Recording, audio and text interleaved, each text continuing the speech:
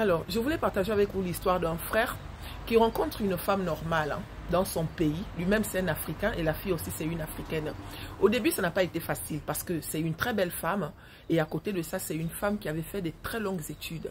Sauf que quand il a connu cette fille, elle ne partait plus à l'école par manque de moyens. Les parents ne pouvaient plus financer ses études.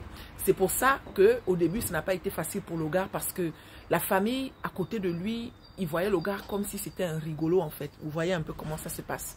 Pour les parents, il n'était pas assez bien pour leur fille. Il n'était pas au niveau de leur fille. Et puis voilà. Mais malgré ça, le gars s'est battu par amour en fait. Pour prouver à ces personnes-là que même si on n'a pas fait de longues études, on peut rendre une personne heureuse en fait. Et Dieu a fait grâce, il a trouvé un bon boulot dans un truc site pétrolier en fait. Et grâce à son boulot, il a ouvert à la fille une grande institut. À côté de ça, il a demandé la fille en mariage.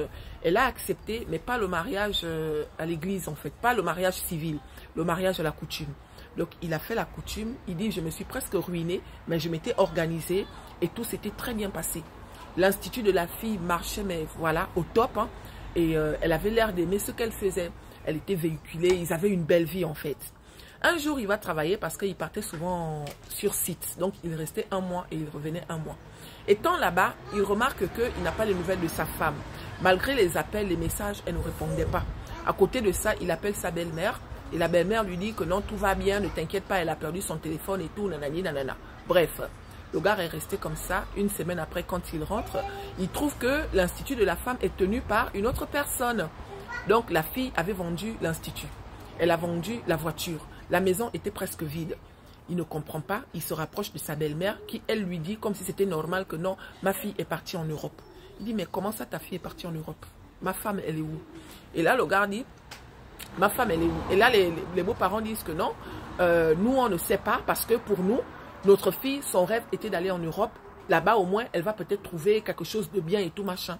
Le gars a dit, j'ai fait une dépression. Je suis resté 2 ans. Je n'arrivais pas à réaliser en fait. Il a même failli perdre son boulot. Aujourd'hui, ça fait 5 ans que l'histoire s'est passée.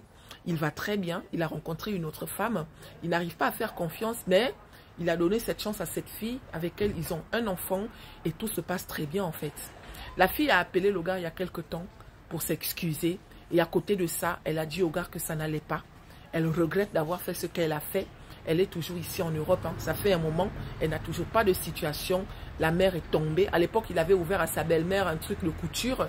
C'est tombé d'ailleurs. La mère était malade. Elle a appelé elle aussi pour s'excuser. La vie.